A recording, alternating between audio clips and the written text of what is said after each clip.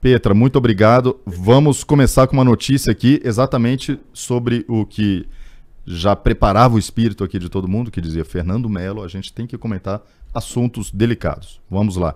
Um decreto publicado hoje no Diário Oficial pelo presidente Jair Bolsonaro transfere algumas das atribuições do assessor especial da presidência, Felipe Martins, para a Secretaria Especial de Assuntos Estratégicos, a SAI.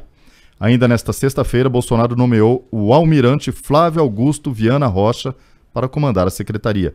A partir de agora, a pasta ficará responsável por funções como assistir direta e imediatamente o presidente da República no desempenho de suas atribuições e especialmente na realização de estudos e contatos que por ele sejam determinados em assuntos que subsidiem a coordenação de ações com organizações estrangeiras.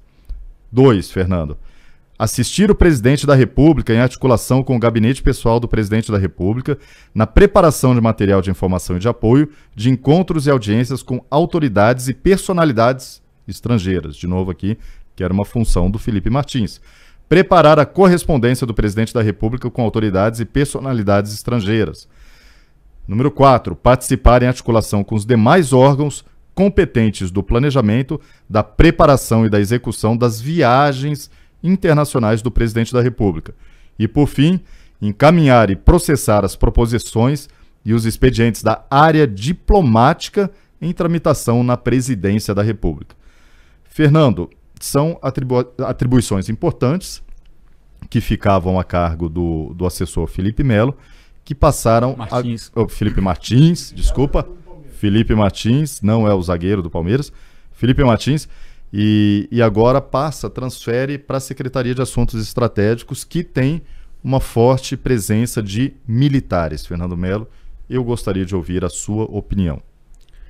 Pois bem, vamos lá, né? Alguém tem que fazer o serviço sujo, né?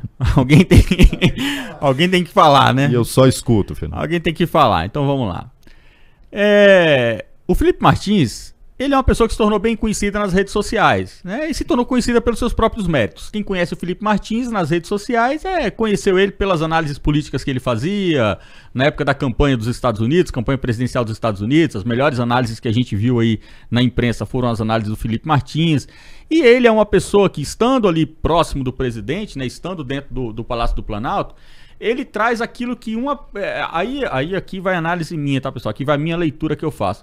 Um pequeno grupo do eleitorado do Jair vê no Felipe Martins justamente a pessoa que consegue dar voz a esse grupo conservador. Falar sobre conservadorismo é um pouco complicado nesse momento no Brasil, né? Porque o conservadorismo, ele é tratado no Brasil desde o Império. Então, assim, é um tema, digamos assim, velho no Brasil. Já é um tema antigo no Brasil.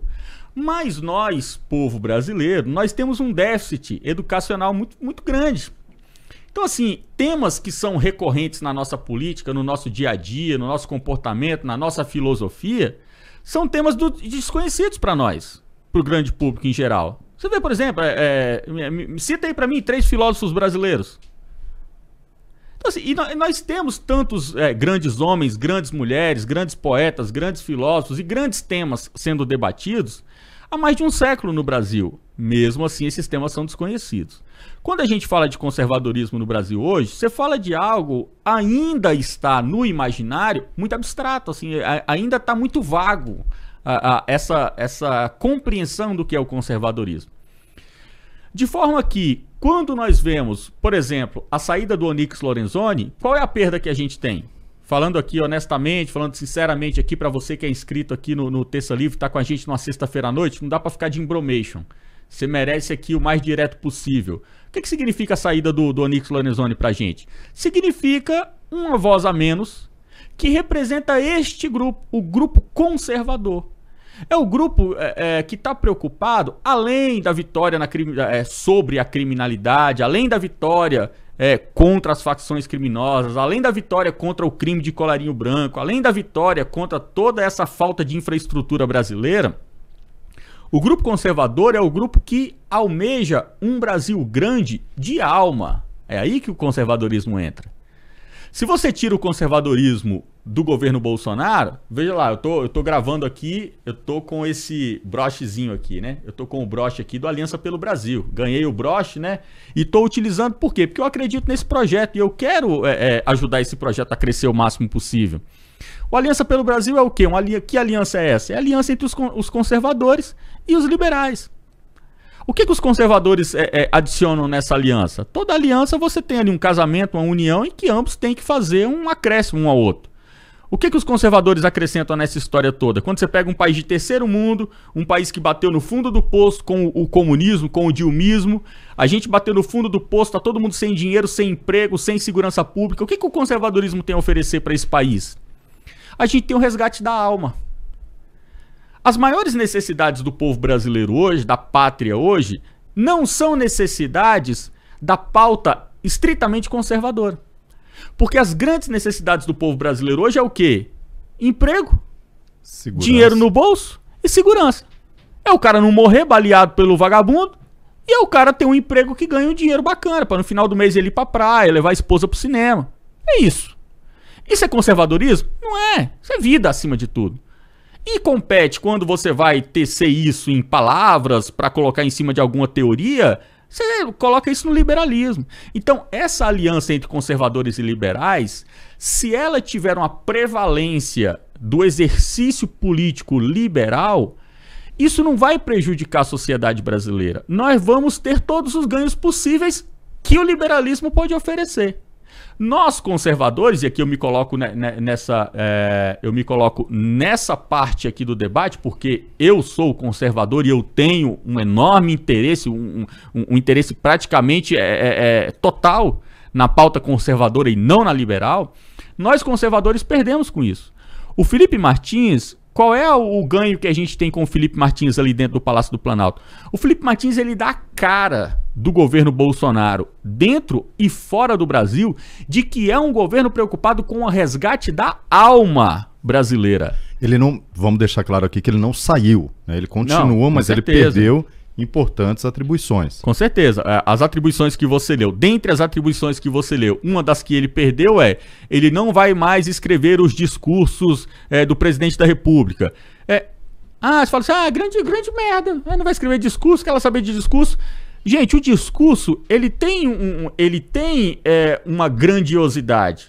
Basta você ver, por exemplo, o que a gente fala de Churchill. Grande parte do que a gente fala de Churchill são dos discursos. Então, assim, o discurso, ele é a apresentação da pátria. Você precisa lembrar que num presidencialismo, numa república, sob presidencialismo, o presidente da república, segundo a Constituição, ele exerce dois papéis. Ele é o chefe de governo e ele é o chefe de Estado. O que é chefe de Estado? Chefe de Estado o Bolsonaro, ele é a cara do Brasil. Quando você vai pra ONU, quando você vai pra Davos, quando você vai pra cacete, você é a cara, né? O Bolsonaro, ele é a cara do Brasil. Qual cara você quer que o Brasil tenha?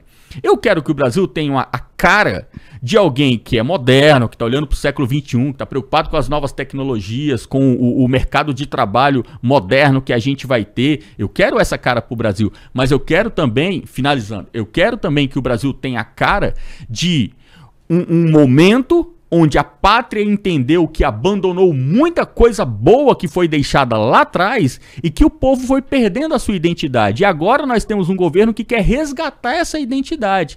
Isso a gente perde muito com a saída de pessoas como o Onyx e atribuições como essas atribuições do Felipe Martins.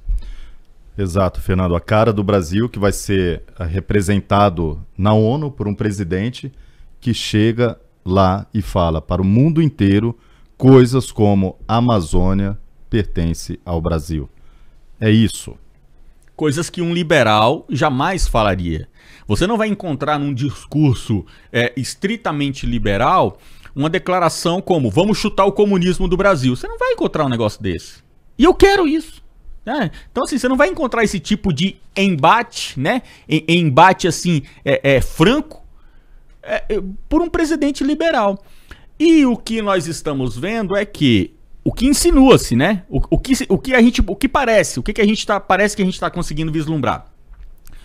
O governo está querendo caminhar com as pautas liberais, com as pautas técnicas, com as pautas, vamos dizer assim, aquelas pautas que tem um resultado tátil. É aquela pauta que qualquer pessoa, independente do conhecimento dele, ele olha e fala, porra, o Tarcísio é o melhor exemplo.